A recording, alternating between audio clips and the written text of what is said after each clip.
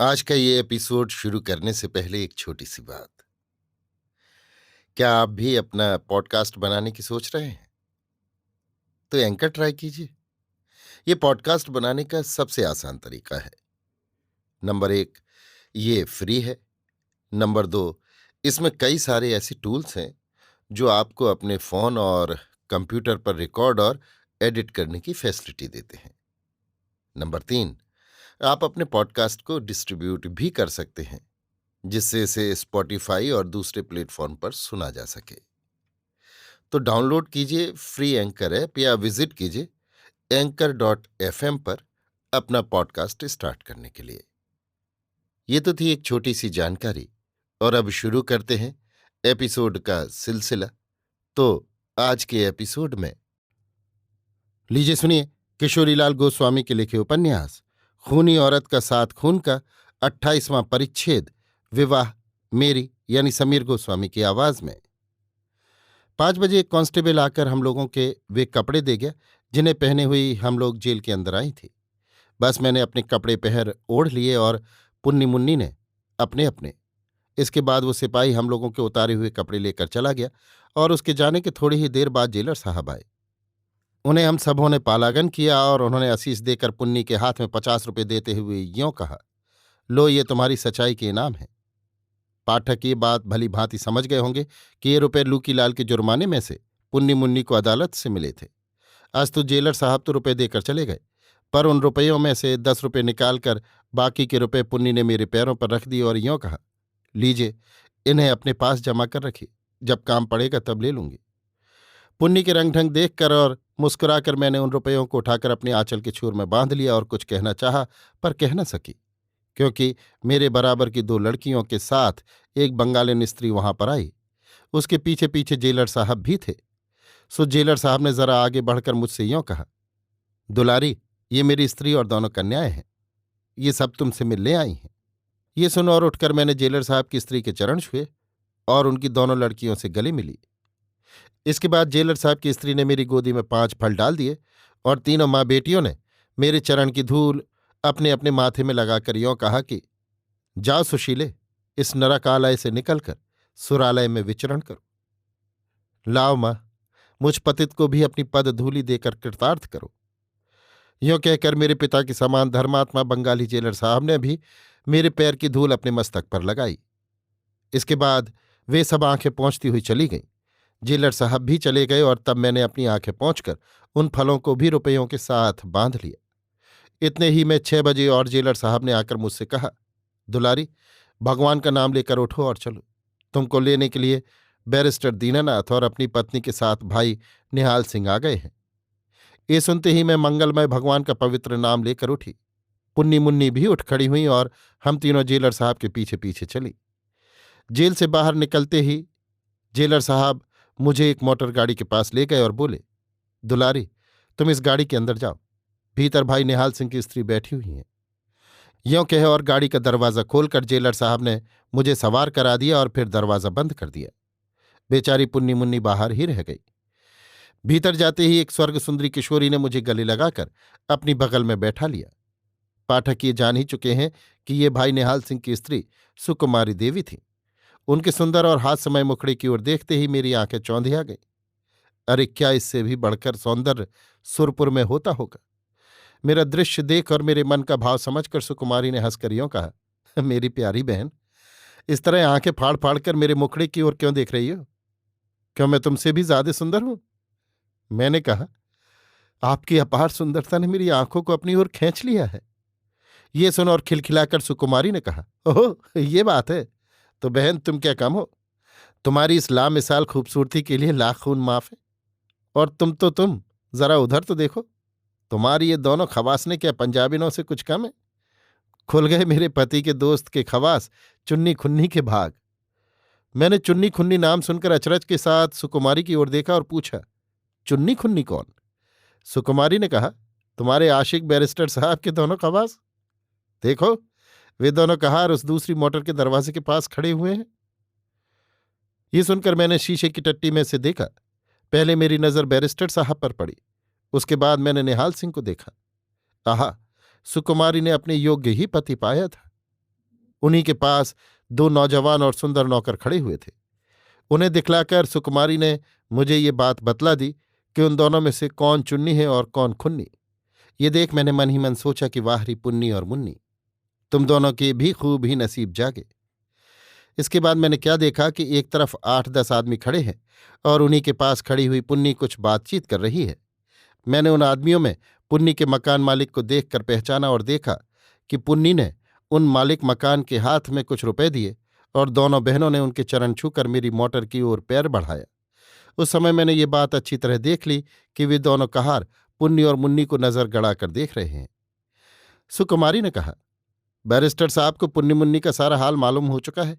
यहां तक कि लूकीलाल के मुकदमे का हाल भी वे जान गए हैं और ये भी वे सुन चुके हैं कि नेक चलन पुन्नी और मुन्नी ने जन्म भर तुम्हारी शरण में रहने की प्रतिज्ञा की है।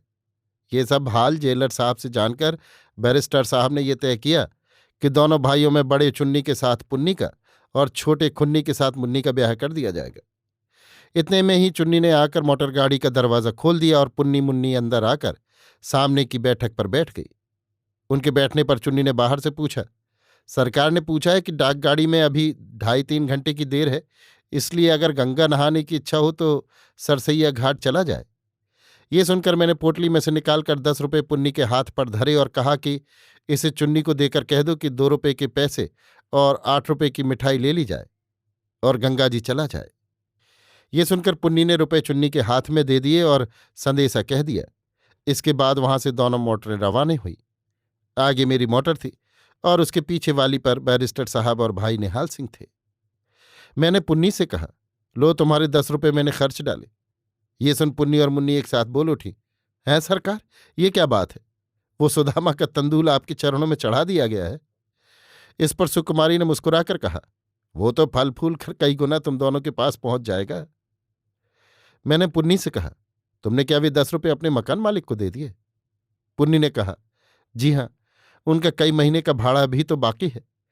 उनसे सरकार ने कह दिया है कि पुन्नी मुन्नी अब से मेरे घर प्रयागराज में रहेंगी और कुछ दिनों पीछे कानपुर आकर आपका मकान खाली कर जाएंगी।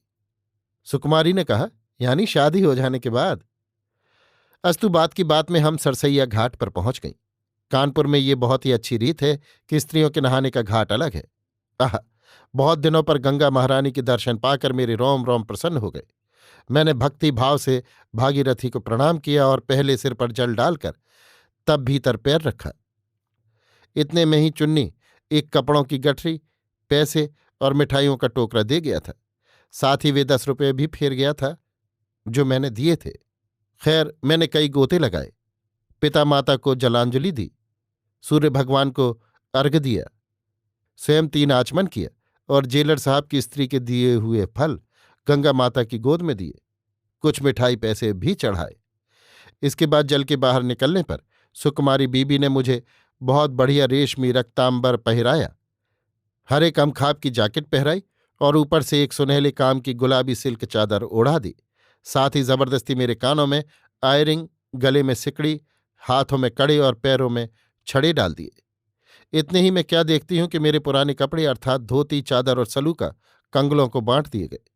सुकुमारी के कहने से पुन्नी मुन्नी ने भी अपनी पुरानी धोती चादर भिकमंगों को देकर नई धोती चादर पहर ओढ़ ली। इसके बाद पुन्नी ने क्या मजा किया कि वे 10 रुपये जो फिर कर आए थे मुझ पर 3 बार उतार कर कंगलों के आगे फेंक दिए। अस्तु फिर मैंने पैसों और मिठाइयों को भिखारियों और कंगलों में बंटवा दिया और इस काम से छुट्टी पाकर गाड़ियों पर सवार होकर स्टेशन का रास्ता लिया। स्टेशन पर पहुंचते ही डाक गाड़ी आ गई और सुकुमारी तथा पुन्नी मुन्नी के साथ में फर्स्ट क्लास के एक डिब्बे में सवार हुई। उसके बगल वाले डिब्बे में अपने दोस्त और दोनों नौकरों के साथ बैरिस्टर साहब सवार हुए। थोड़ी देर तक गाड़ी ठहरी रही। इसके बाद सीटी देकर चल खड़ी हुई। मैंने मन ही मन भगवान का सुमरन कर उनके पुनीत पाद पद्मों में पुनः पुनः प्रणाम किया। रास्ते भर मुझे सुकुमारी ने भरपेट छेड़ा, पर उन सब बातों को मैं यहां पर लिखना मुनासिब नहीं समझती। 1 बजे के पहले ही हम सब प्रयागराज पहुंची। मैंने सुकुमारी से ये बात पहले ही कह दी थी कि मैं प्रयाग पहुंचते ही पहले त्रिवेणी में स्नान करूंगी। बस मेरी बात उसने पुन्नी के जरिए बैरिस्टर साहब से कहला दी। सो स्टेशन से बाहर होते ही हम सब फिर मोटर पर सवार होकर बांध पर पहुंचे और वहां से किले के नीचे आ और नाव पर सवार होकर त्रिवेणी संगम पर गईं। वहां सबों ने स्नान किया और लौटकर जब सब कोई मोटर पर सवार हुए तो बैरिस्टर साहब ने पुन्नी से यों कहलाया कि सारा दिन बीत चला, अब कुछ जलपान करके तब डेरे पर चला जाए। सचमुच अब तक सब के सब बेचारे भूखे प्यासे थे, पर मैं क्या कर सकती थी, क्योंकि उस दिन मैंने निर्जल व्रत करने का निश्चय कर लिया था। यही बात मैंने सुकुमारी बीबी को समझा दी और उन्होंने वही बात बैरिस्टर साहब से कहला दी। इस पर मुझसे बहुत कुछ कहा गया, पर जब मैंने अपना निश्चय न तोड़ा तो मुझे और पुन्नी मुन्नी को छोड़कर और सबों ने कुछ फल वल खाए और तब मोटरें रवाने हुई। वहां से चलकर मैं सुकुमारी बीबी के साथ भाई निहाल सिंह की कोठरी में उतरी। पुन्नी मुन्नी भी मेरे साथ थीं और बैरिस्टर साहब अपने दोस्त से हाथ मिला और एक नज़र मुझ पर डालकर चले गए। अब मुझे जब तक ब्याह न हो सुकुमारी बीबी के ही पास रहना होगा।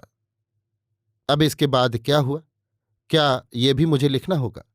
अस्तु सुनिए, बैसाख सुदी पंचमी को मेरा और दशमी को पुन्नी तथा मुन्नी का विवाह हो गया और मैं सुकुमारी बीबी को रुलाकर अपने प्राणपति की कोठी में आ गई।